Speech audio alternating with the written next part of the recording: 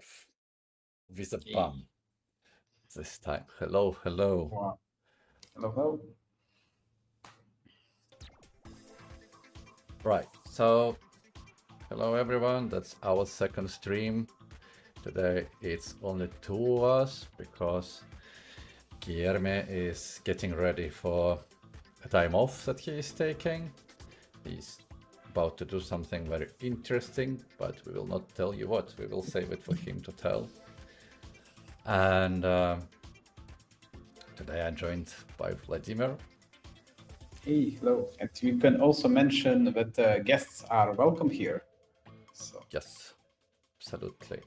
And this time we prepared a little bit more compared to the last time, so we could show the agenda, and that's what we want to be talking today about. So we're gonna split that in 4 sections, where we're gonna talk about news and announcements. Then we're gonna take one announcement and slice it down and explain. And the criteria for that announcement is it's something that we started to use straight away, as soon as it was announced. Or maybe not straight away, but it was something that caught our attention and we already using it. Then the new section that we didn't have last time, it's questions from developers, from the real consulting engagements. We thought that those represent the valuable questions that are good to capture and explain for the wider auditory, and architecting on AWS. So where we want to dive into the white paper, if we have time. We also want to keep that rather short, so it's possible to watch in one go. So let's get down to the news and announcement. And I have something from Vladimir. Yeah, we found that it's a new name for Redis. It's Valkey, because something wrong with the licenses. One more time, it happen often nowadays. We saw it multiple times. But the good things here that AWS and all another major clouds will join Valkey and continue developing. And it means Redis will have a last version 7.2.4, I guess. And after it will become converted to Valkey. But if you are using Elastic Cache, probably nothing happened. I guess we will continue just to enjoy Elastic Cache and all features that come with Elastic Cache. So.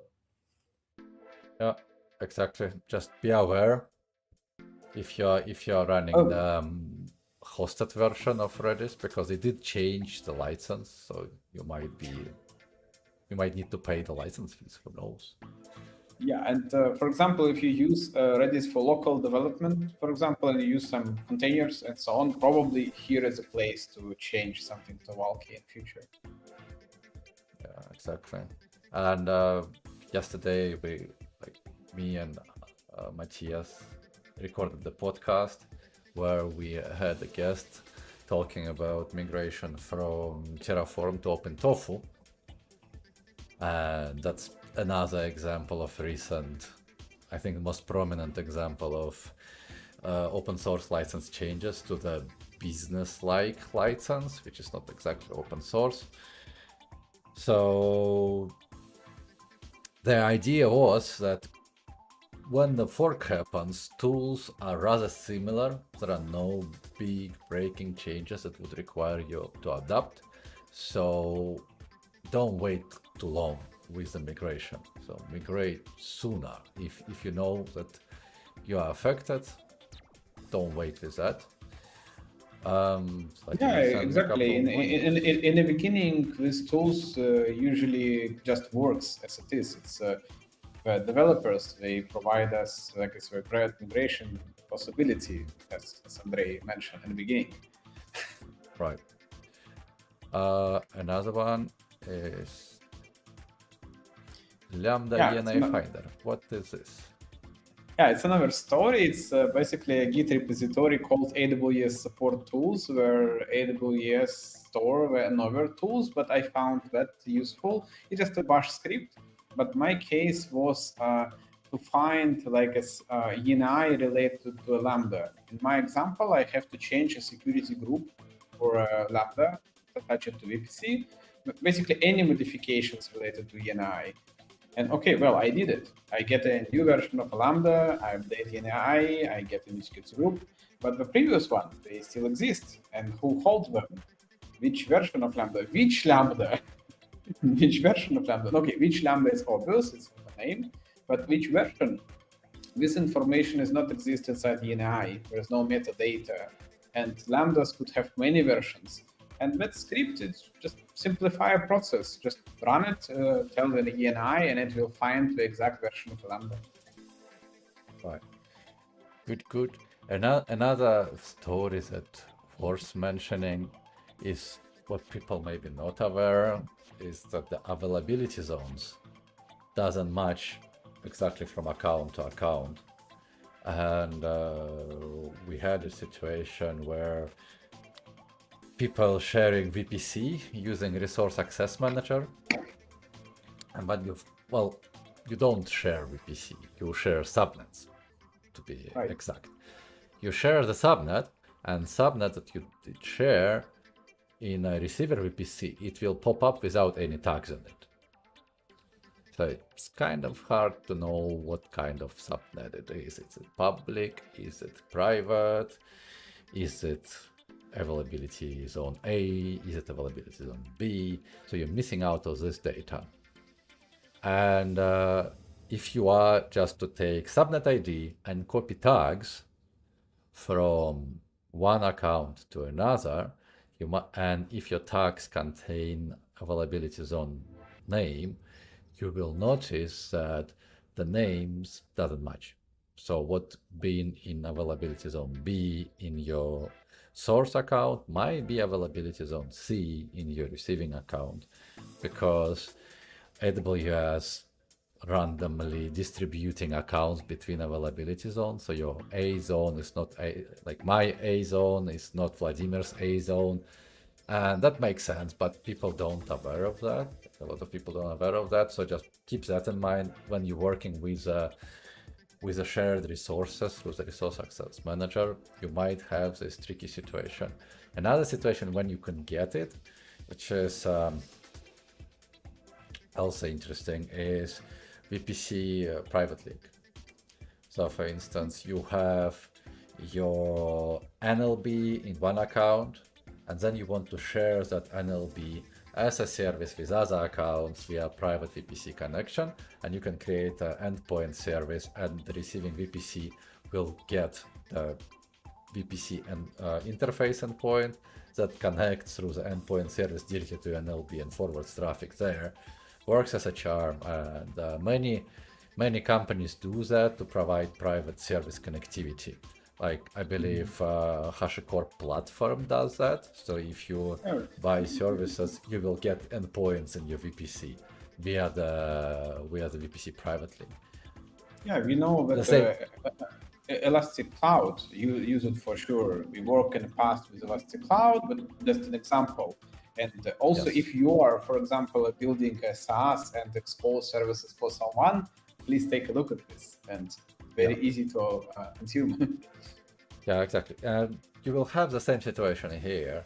So you could say you have NLB serving in availability A and B, availability zone NAB, but they will match other availability zones in the receiving VPC, which might cause you to mismatch. Like if you have another NLB pointing to those endpoints, it might be a little bit messy. So then you might want to have the receiving endpoints in all availability zones. So and then regions with a less number of availability zones are actually better from the cost perspective. So like if you go to US East 1, where you have 6 or 7 availability zones, you would have to create presence in all availability zones, and then it will be more expensive comparing if you have only 2. All right. Yes. I think we did enough for this section, and Andrei, just a minute. You mentioned Mhm. about AZ names, but we a bit forgot about like as IDs for AZ. Okay. You remember that part like as we discovered that each AZ have also an ID and we're kind of equal. It's not a like a Okay. name. It's What no what would be option. example of the ID of the availability zone ID? ID. Just a moment. AZ ID. It's called like as USE1 Z, I guess, right? USE1-AZ1. It's an AZ ID. All So we right. can add some information. It's from a resource access manager again. It's availability on IDs, and we will add this to a description of a video, so you can Right. take a look a bit more about the problem. So because we have another things to talk So today. what? Yeah. So what you are saying is don't use names. Use availability zone IDs. Yeah, yeah, it could help a Okay. bit. Let's move on to the next section, which is AWS announcements translated into plain English. And the one that made the cut this time is this one, which you might notice is maybe not most recent one. So it's from November 21st, 2023. But I do believe it slipped under the radar for many people. Since it might look like not a big deal. Amazon S3 server access logging now supports automated database partitioning, but it is. So for you to understand how it's been before, is when you enable S3 server access logging, you specify the bucket, you specify the prefix, and then you will get the files there with I believe a name and date. There will be date in the name, and They then have some some random prefixes, like it's a prefix. long name, but they still in the same, let's say, So in the same path. directory, So, exactly. same So directory. Yeah, if okay. you would want to analyze them using Athena, and if you have a lot of them, that would get very expensive, since you cannot do partitioning. You cannot easily do partitioning. It's still possible with some jumps and hoops, but it was a pain in the back for everyone. And that's why some people would not use S3 access logs to analyze what's going on, because it was just complicated to analyze them. And with Athena, when you run, Athena allows you to run SQL-like queries to the object stored in S3. So, and partitioning means that you could say, Athena, I want you to grab the data from this year, this month, this date, and this is how the logs now will be saved if you enable it. It needs to be enabled. So it's not by default, and I suggest you go and do that, because then instead of storing all the files in the same directory, you will get a date-based partitioning.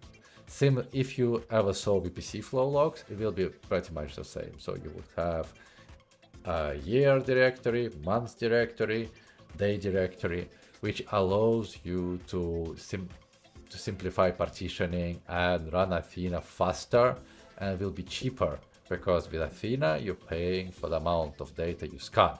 And if everything is in the same directory, you're gonna scan the whole directory.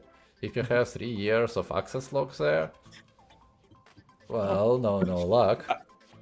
I think in some moment we can hit a S3 limits. I don't know Yeah, and how many blocks it could be. another thing, you're paying for Athena scanning data, but when it does scan data, it also generates S3 API calls.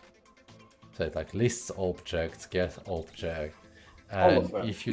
if you don't limit, if you don't partition, your S3 bill will skyrocket. Not because of the storage, but because of the requests. So that's why it's very important feature, I think, and so bad it took so long for it to appear. But we do have If you go to the FivexL's GitHub, we have account baselines there, and it's already implemented in access logs packets that we create. If you need an example of how it might look like. Yeah, right. And the same thing for CloudTrail, I guess. If someone store CloudTrail inside S3, it's like it's already partitioning. So CloudTrail have this feature a long time ago. Yeah. Most of the logs had that. Yeah. So it was taking a little bit longer for S3, but now it's there, which means that you could also aggregate logs together more easily. And also getting partitioning, not the partitioning, the prefix for S3 access logs is a common pain. So the common mistake was you specify the bucket, you can specify the prefix, and people would think they would specify the prefix that would end up being a directory without specifying a slash in there. But like, that slash in there is important, because otherwise you're just getting a prefix added to those file names, and then you have tons and tons of files in the root of S3 bucket, and it's really hard to navigate since you cannot see what you got there, right? It's just too many objects to observe at once.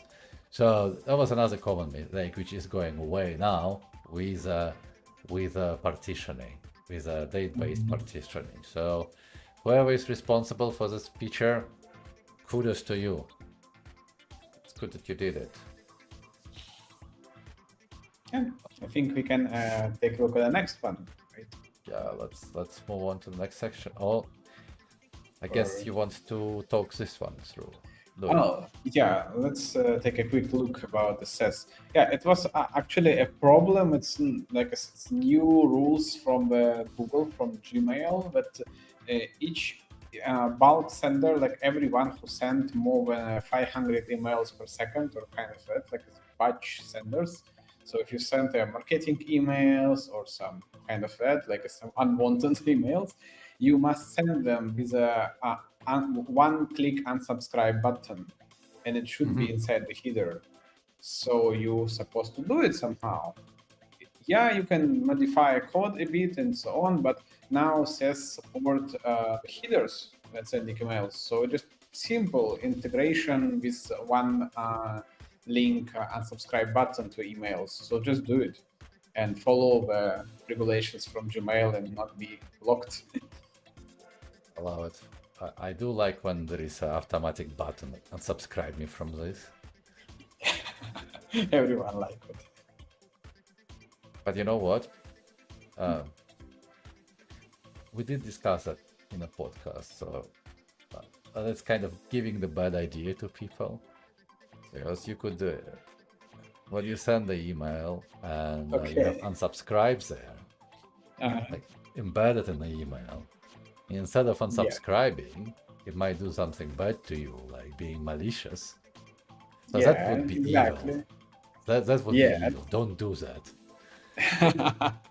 Yeah, because with the headers, it's possible to provide any link, you know, so whatever. That could be also I don't malicious. know who is responsible for verifications, because you know it could be mail to link when we click and summon our email to pop, but also it could be an API call, like it's just HTTPS link to somewhere, maybe collect your data, collect your locations or some kind of that.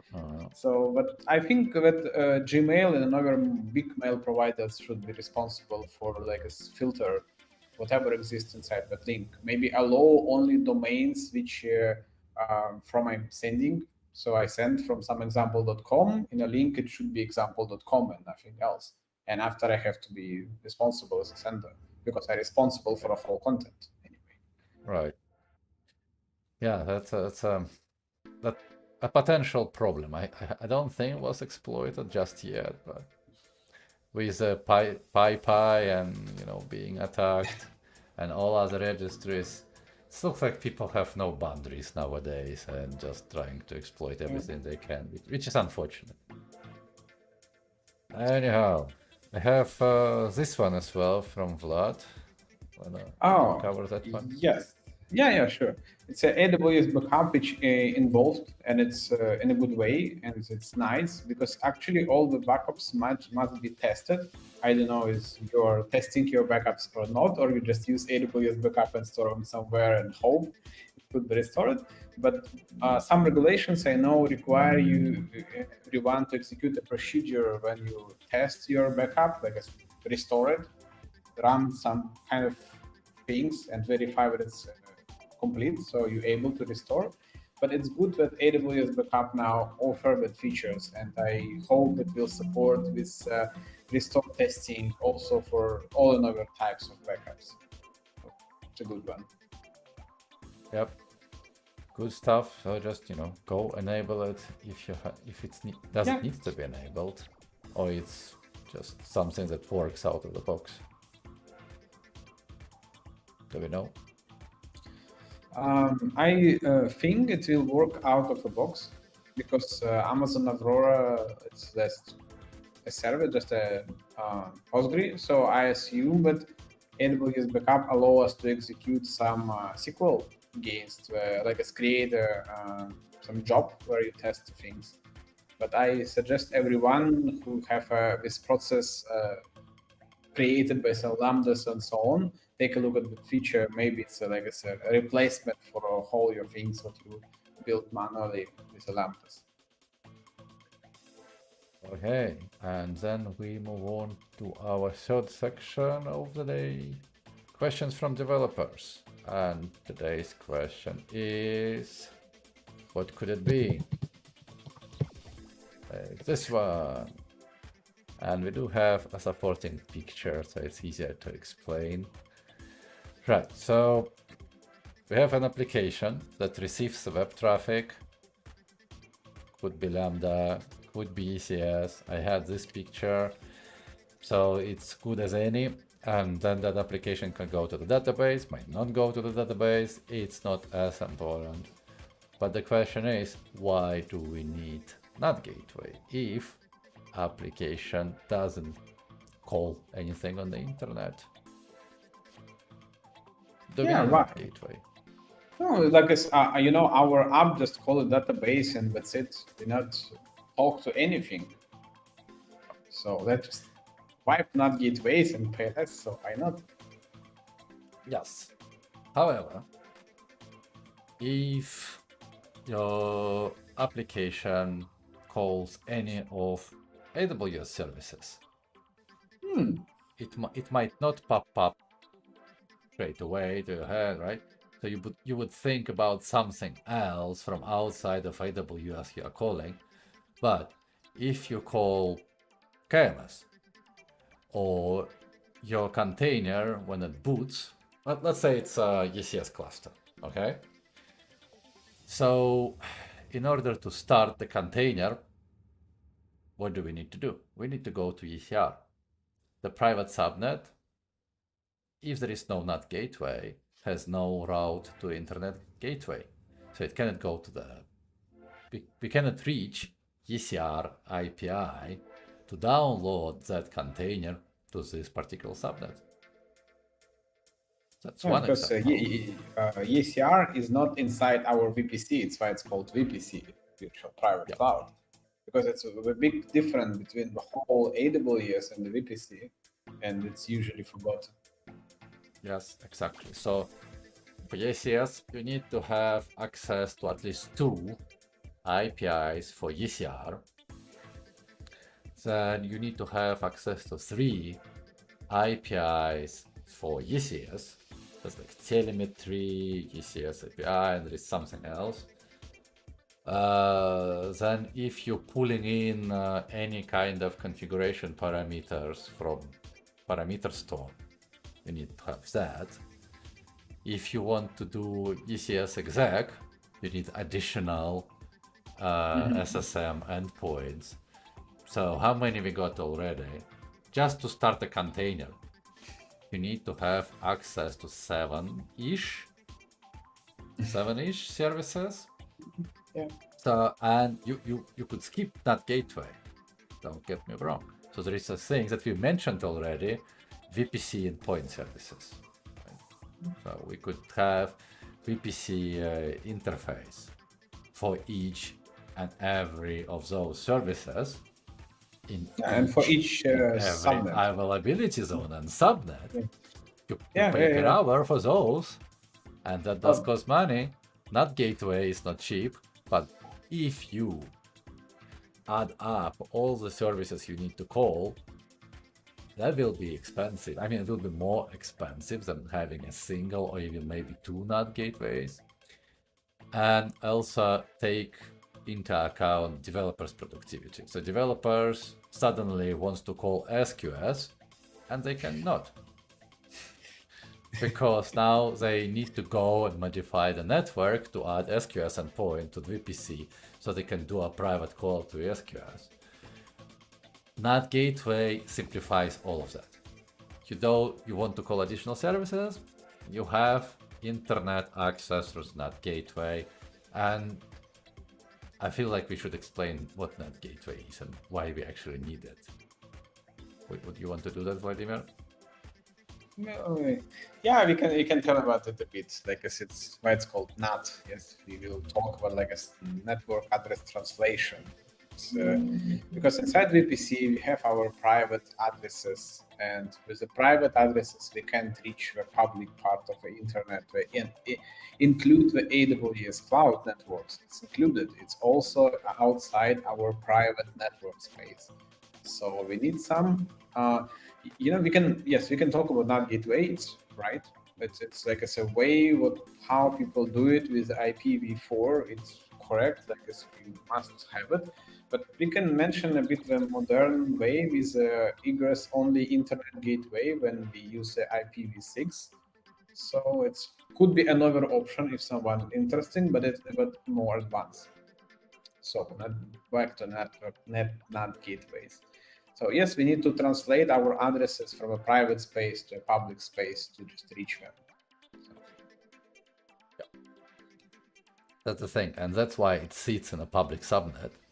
You will get a public IPv4 address attached to the NAT gateway, and all the traffic coming from the services in the ECS cluster will be seen in an open internet originating from that public IP address attached to the NAT gateway. That gives you a certain advantage, because if you're providing services to some firewall loving organizations who like to whitelist everything or low list everything, now suddenly you have a static IP address.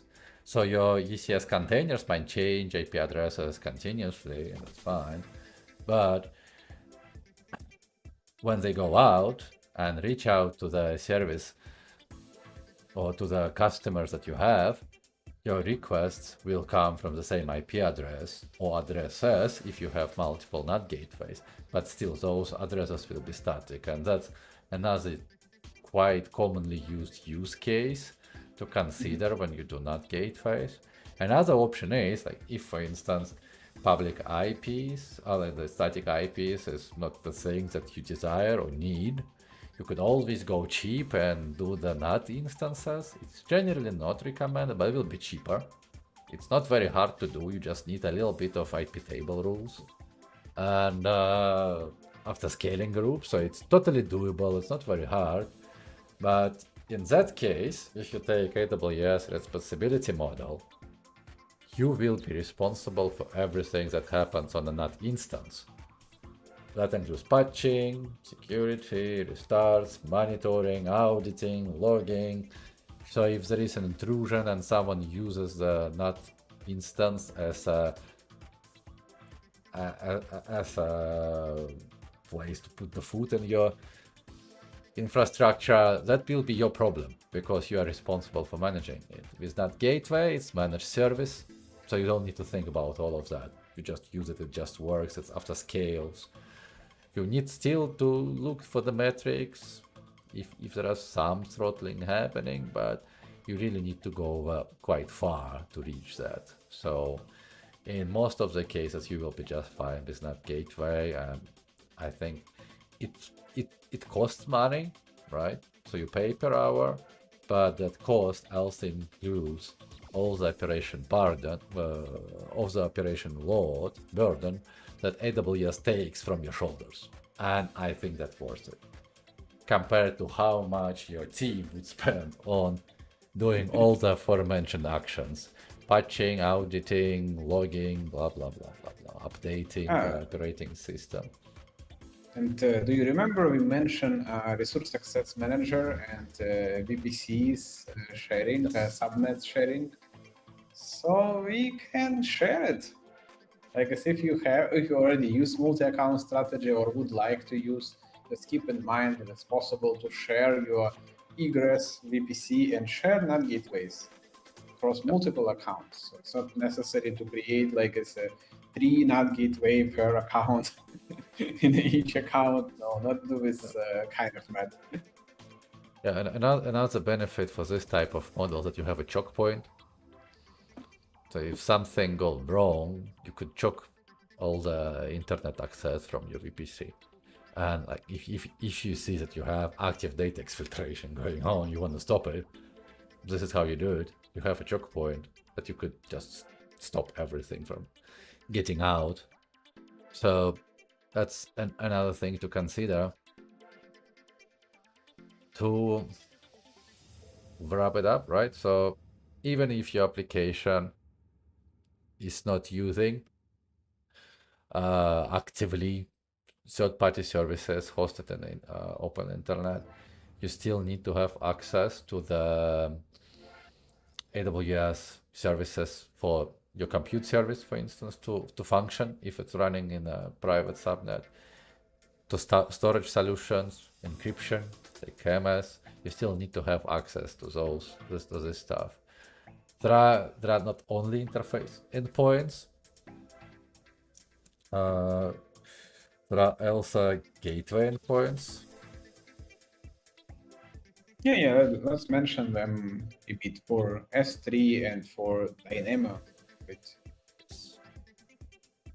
Exactly. So those you don't pay per hour. Those are gateway endpoints. They act on a prefix list. You still pay for the traffic, obviously, but also I think the outgoing traffic through the gateway endpoints is cheaper comparing to the NAT gateway traffic, because with the NAT gateway you're paying for egress, and it's like 10 cents per gigabyte if I'm not mistaken. Yeah, but you pay. Yeah, you pay. Yeah, you pay. You always pay for egress on AWS, so keep that in mind. You pay less with gateway endpoints, and another added benefit is that you do not traverse public internet, so you go directly to the AWS services when you use the gateway endpoints. It's supposed to be faster as well, but at least it's more secure for sure. And if you using S3 a lot or Dynamo a lot, that's a good consideration to have those endpoints just enabled by default, since you don't incur cost by hour, you only incur that when you're using them, so that will smooth out your egress costs. So keep that in mind. And we're supposed to be doing architecting on AWS, but we ran out of time a little bit preparing. So that's why I think we skip it this time. And when we have Guilherme back next month, so we're going to be doing this monthly. It will be sometime during the May. Then we'll have something for you. Any last words? Yeah, if anyone who listening us find something interesting related to AWS, you can just drop it in the comments, send it directly to us. We can go deeper. If you, for example, not have time to be a guest but want to discover something, so just send us. Let us know how you like the format. So if you'd like to stuff more added, some sections to be longer, some sections to be shorter, some section not to be present at all. We're gonna be experimenting with this quite a bit. Vladimir, is it a Thai New Year? Yes, it's right. It's called Songkran here. All right. That's New fine. So Year, yeah. today, if you didn't have enough holidays with Easter and stuff, today is a New Year in Thailand, so you have a reason to go out and celebrate. And Yeah. what year it is? Do you know? Yeah, it's 2567. So we are a bit ahead. It's 443 years ahead of a typical calendar that you probably use. Yeah. So we are always in the future, in a time zones or in a years in the calendars. Yeah. Right. Well, with this, I wish you a Happy New Year celebration, Vladimir, and we meet next time. Sure. Bye bye. Bye bye.